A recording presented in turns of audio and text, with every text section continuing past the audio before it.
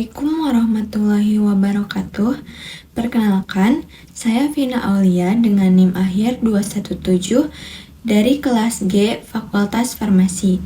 Pada kesempatan ini, saya akan mempresentasikan analisis kualitatif kalsium karbonat melalui identifikasi kation kalsium dan anion karbonat, serta uji cemaran logam tembaga pada simplicia kunyit.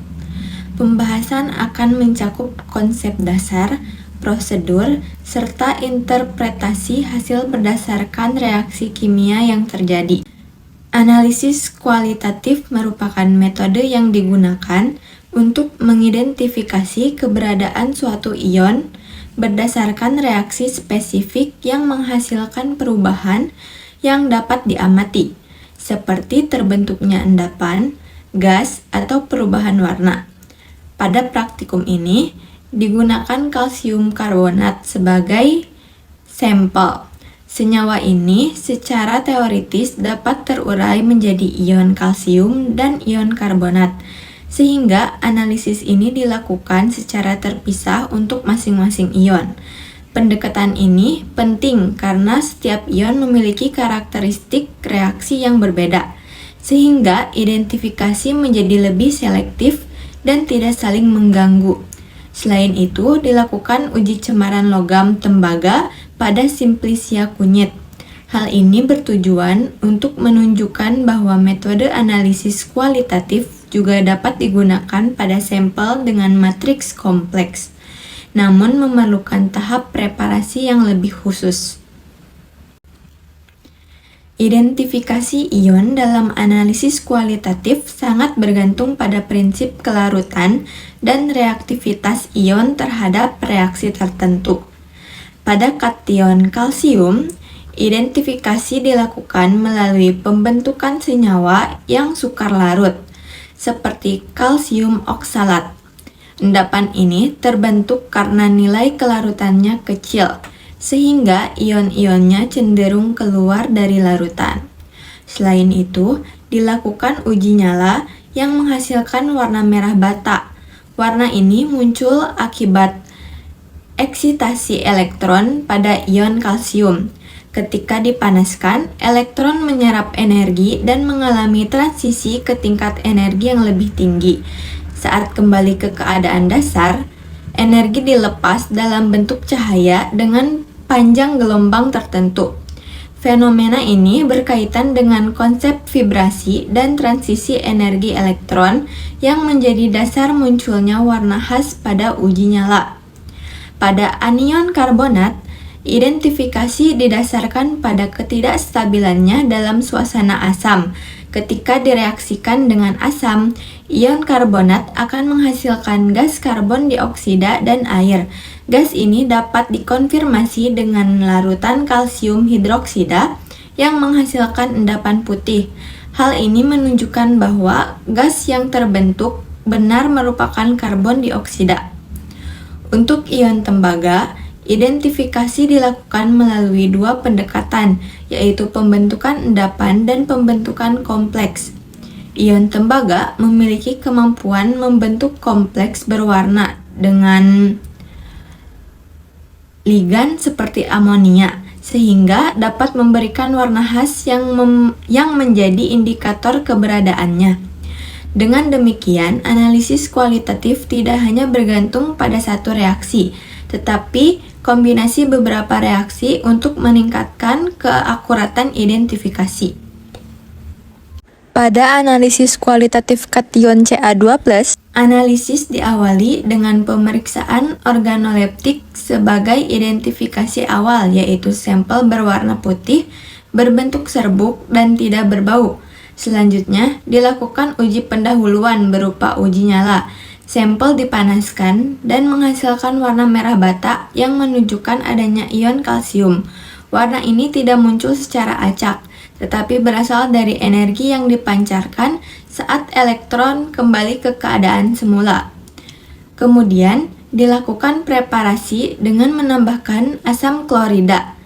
Pada tahap ini, kalsium karbonat bereaksi dengan asam dan menghasilkan kalsium klorida dalam larutan. disertai pelepasan gas karbon dioksida dan pembentukan air. Tujuan tahap ini adalah untuk melarutkan sampel sehingga ion kalsium berada dalam bentuk bebas di dalam larutan. Pada uji spesifik, ditambahkan amonium oksalat dan diamati terbentuk endapan putih kalsium oksalat. Endapan ini terbentuk karena interaksi antara ion kalsium dan ion oksalat yang menghasilkan senyawa dengan kelarutan sangat rendah. Hal ini menunjukkan bahwa prinsip kelarutan menjadi dasar utama dalam identifikasi kation kalsium. Pada analisis anion karbonat, pendekatan yang digunakan berbeda karena tidak mengandalkan pembentukan endapan utama, tetapi pembentukan gas. Ketika sampel direaksikan dengan asam, ion karbonat bereaksi menghasilkan gas karbon dioksida. Gas ini ditandai dengan terbentuknya gelembung. Untuk memastikan bahwa gas tersebut benar karbon dioksida, dilakukan uji lanjutan dengan larutan kalsium hidroksida. Gas yang dialirkan ke dalam larutan ini menghasilkan endapan putih yang menunjukkan terbentuknya kembali kalsium karbonat. Menariknya, jika gas karbon dioksida dialirkan secara berlebih, endapan tersebut dapat larut kembali. Hal ini menunjukkan adanya kesetimbangan reaksi dalam sistem. Dengan demikian, identifikasi karbonat tidak hanya berdasarkan satu indikator, tetapi juga perilaku sistem terhadap perubahan kondisi. Pada analisis cemaran tembaga, digunakan simplicia kunyit yang memiliki matriks organik kompleks. Oleh karena itu, dilakukan destruksi kering untuk menghilangkan komponen organik, sehingga tersisa mineral logam.